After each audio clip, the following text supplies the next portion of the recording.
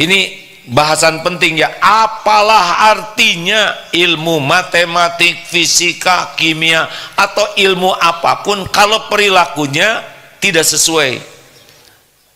Kan inti dari ilmu itu adalah perilaku kita jadi baik. Kepada Allah makin taat, kepada makhluk makin manfaat.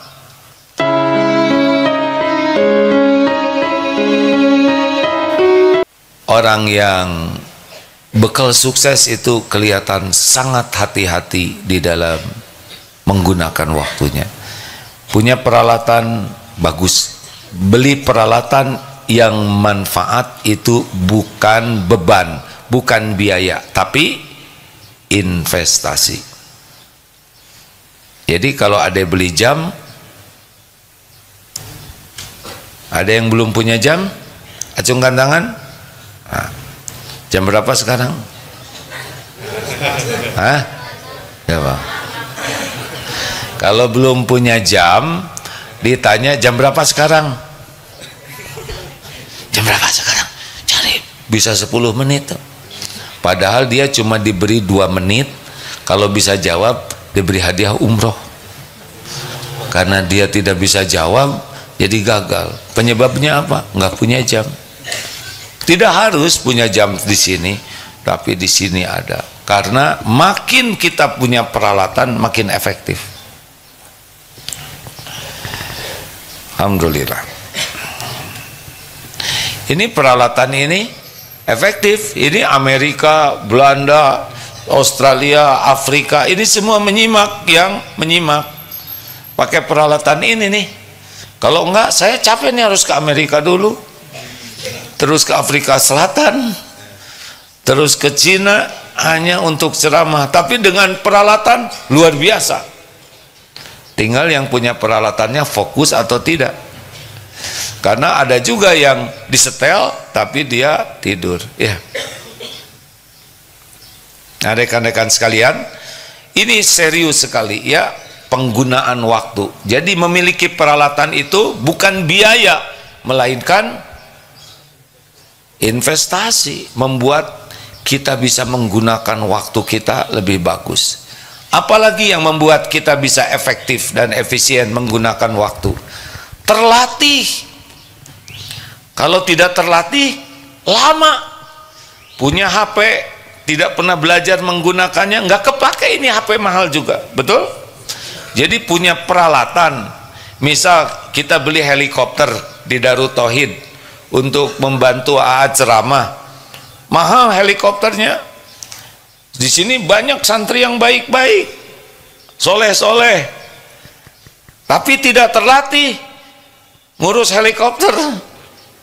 Gimana coba akibatnya? Harus naik helikopter, kami akan dukung. Akibatnya digotong helikopternya, akan malu ya kan. Jadi naik helikopter digotong santri ke sana sini, namanya helikopteran, kan ada sisingaan, ada. Kenapa? Karena tidak terlatih. Oleh karena itu, orang-orang yang ingin efektif menggunakan waktu harus senang melatih diri. Orang tidak terlatih selain buang waktu juga berpeluang gagal, dan itu nambah lagi masalahnya. Itulah sebabnya orang-orang yang tidak suka berlatih dalam hal-hal yang positif kecenderungannya buang waktu sangat banyak. Benar atau benar adik-adik? Coba lihat orang yang terlatih melakukan sesuatu dengan SOP yang benar. SOP-nya benar, dia lakukan efektif.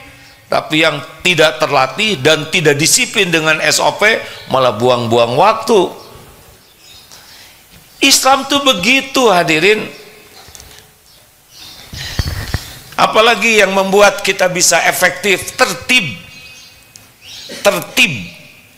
Tertib itu efektif. BRTT itu membuat kita bisa efektif menggunakan waktu. Coba, ada yang pernah merasa kehilangan kaos kaki dalam hidup ini? Cung, hilang semuanya ya kan? Kok ngacung? Iya, saya juga hilang. Sebetulnya bukan hilang. Kalau hilang kan pst, gitu. Ini kita tidak tahu tempatnya. Kenapa? Karena kita tidak tertib. Betul tidak? Buka kaos kaki, keluar lewat jendela, pas kepala sekolah sedang mangap.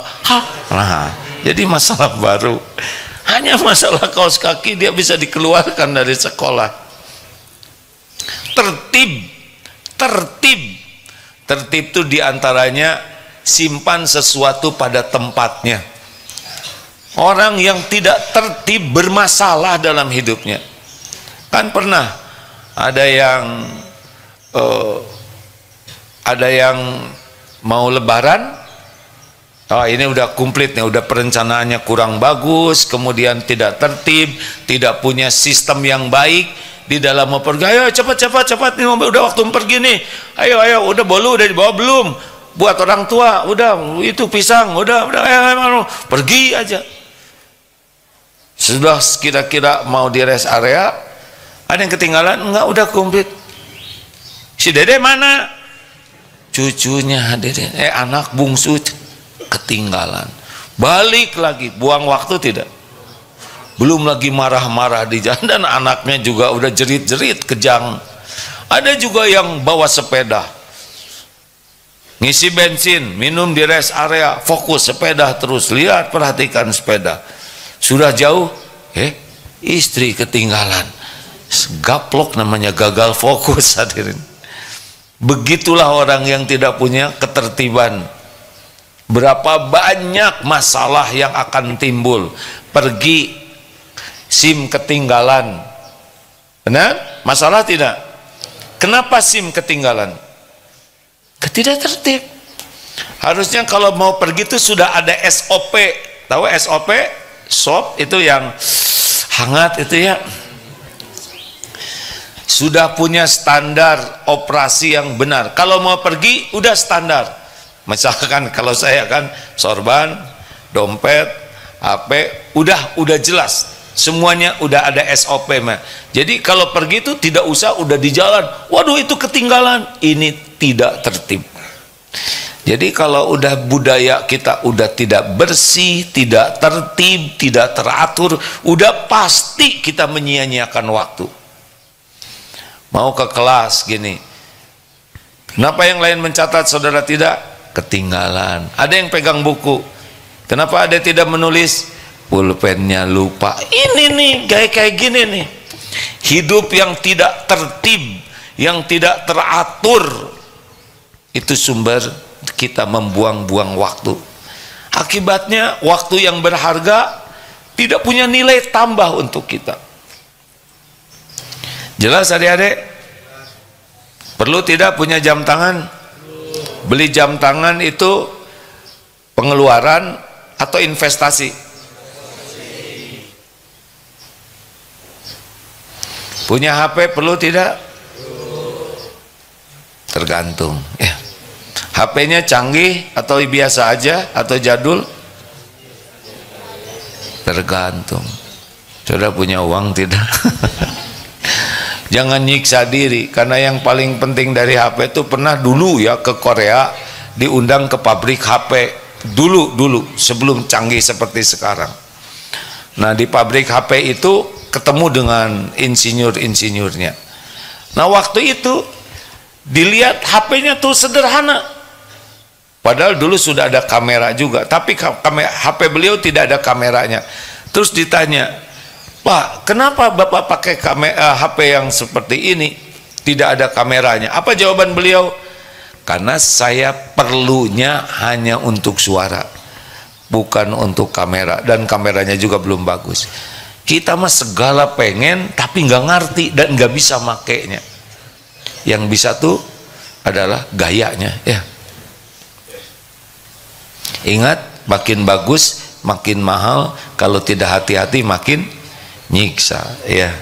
Bukan tidak boleh, kalau saudara memang punya ya sudah, tapi gak boleh lengket di hati.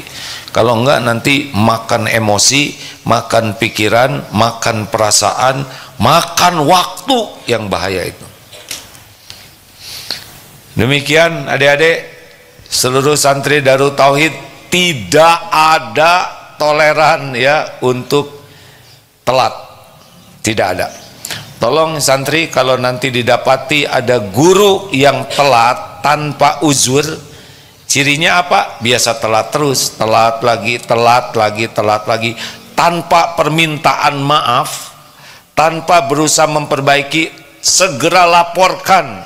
Ya, santri, mana suaranya santri? Kalau ada guru atau ustadz yang ngajarnya selalu telat tanpa uzur, ya, dan juga kalau telat tidak minta maaf, segera laporkan, segera laporkan. Beliau belum layak jadi guru. Karena ngajar itu bukan masalah materi pelajaran saja, tapi keteladanan guru itu adalah pelajaran sangat penting. Ini bahasan penting ya. Apalah artinya ilmu matematik, fisika, kimia, atau ilmu apapun kalau perilakunya tidak sesuai. Kan inti dari ilmu itu adalah perilaku kita jadi baik. Kepada Allah makin taat, kepada makhluk makin manfaat.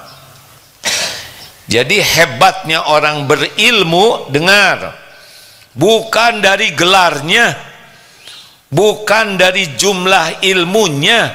Hebatnya orang berilmu adalah ilmunya itu bermanfaat bagi dirinya, artinya dia bisa mengamalkan dan bermanfaat bagi orang lain. Itulah orang berilmu. Kalau ilmunya banyak tapi perilakunya tidak bagus dan tidak manfaat bagi orang lain, maaf, itu seperti keledai bawa buku. Bukunya bermanfaat, tapi bagi keledai tidak ada manfaatnya selain beban. Begitu adik-adik sekalian, tidak ada main-main sama waktu. Bicara, pertimbangkan baik-baik, manfaat atau tidak. Tidak manfaat, diam. Nulis, bergerak-gerak terus begini, manfaat tidak? Bagaimana? Mau diijabah seumur hidup begitu? Mau tidak? Hah?